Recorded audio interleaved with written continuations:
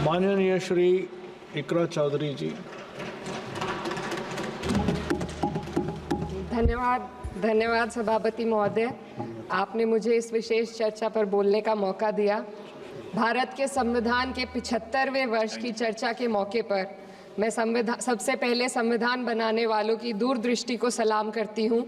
एक युवा सांसद के तौर पर मैं अपनी उम्मीदों को संविधान के साथ जोड़कर खास तौर पर ये बताना चाहती हूँ कि आज हमारे देश में पिछड़े, दलित, अल्पसंख्यक समुदाय को किस तरह अपने संवैधानिक अधिकारों और आज़ादियों की हिफाजत के लिए हर रोज़ मुश्किलों का सामना करना पड़ रहा है।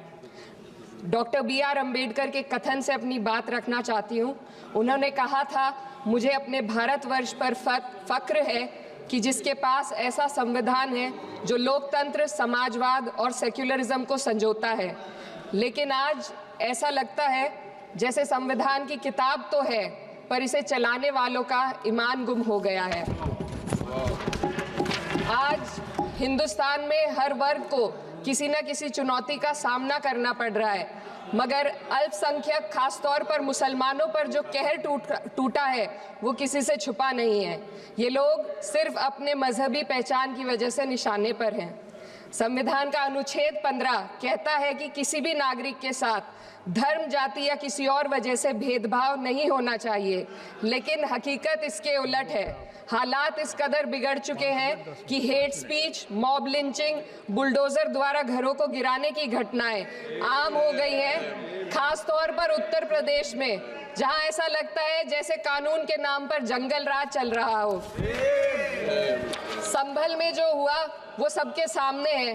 पुलिस के संरक्षण में निर्दोष लोगों की हत्या की गई और सरकार ने चुप्पी साध ली। अल्पसंख्यकों पर हिंसा बढ़ती जा रही है, मगर सत्ता में बैठे लोग या तो आंखें मूंदे हुए हैं या फिर इन घटनाओं को बढ़ावा दे रहे हैं। हद तो तब हो जाती है जब न्यायपालिका की बात भी अनसुनी कर दी जाती है।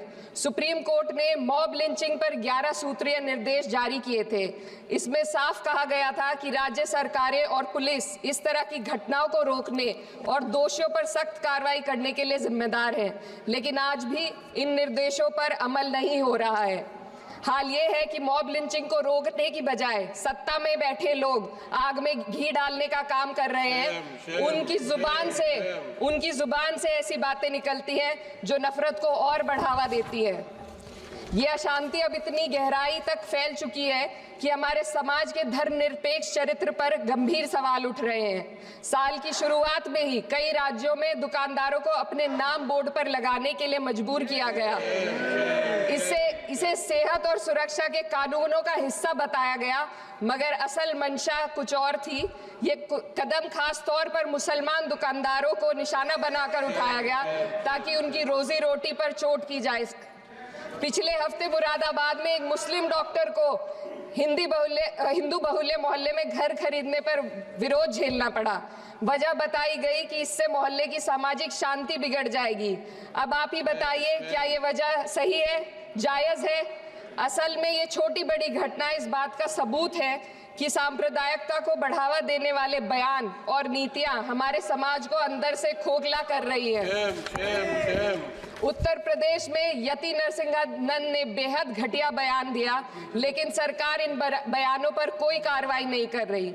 हेट स्पीच न केवल जनमानस के विचारों को प्रदूषित करती है, बल्कि इससे अब संवैधानिक पदों पर बैठे लोगों को भी प्रभावित कर दिया है। अभी हाल ही में माननीय उच्च न्यायालय इलाहाबाद के माननीय न्यायाधीश ने ऐसे बयान दिए जिसका संज्ञान खुद सुप्रीम कोर्ट को लेना पड़ा। संविधान के अनुच्छेद 29 और 30 ने अल्पसंख्यकों को उनके मजहबी और सांस्कृतिक हक दिए हैं ताकि वो अपनी पहचान को बचा सके और अपने संस्थान चला सके, लेकिन आज उन्हीं हकों पर हर तरफ से चोट की जा रही है। वक्फ जैसे बिल लाकर उनके धार्मिक अधिकारों को छीनने की कोशिश की जा रही है। आज अल्पसंख्यक समुदाय को संविधान द्वारा दिए गए अपने बुनियादी अधिकार पाने के लिए लंबी लड़ाई लड़नी पड़ रही है। ऐसे कई मामले अदालत ने न्याय देकर संविधान की रक्षा की है, लेकिन अदालती प्रक्रिया में जो समय लगता है उसकी वजह से देश के सामाजिक ताने बाने को भारी नुकसान उठाना पड़ता है। मिसाल के तौर पर इलाहाबाद हाई कोर्ट ने 2004 के मदरसा एक्ट को रद्द कर दिया था, जिससे मदरसों के संचालन पर सवाल उठे।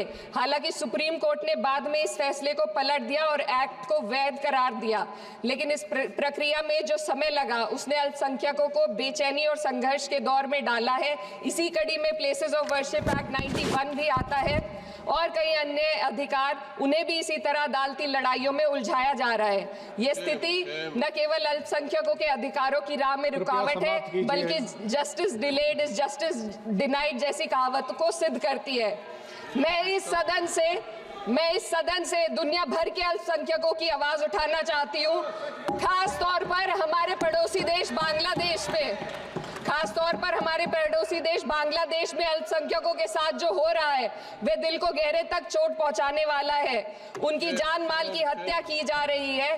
बांग्लादेश हो या हिंदुस्तान हो या कोई और देश, अल्पसंख्यकों की सुरक्षा, इज्जत और अधिकारों की हिफाजत हर सरकार की सबसे पहली जिम्मेदारी होनी चाहिए।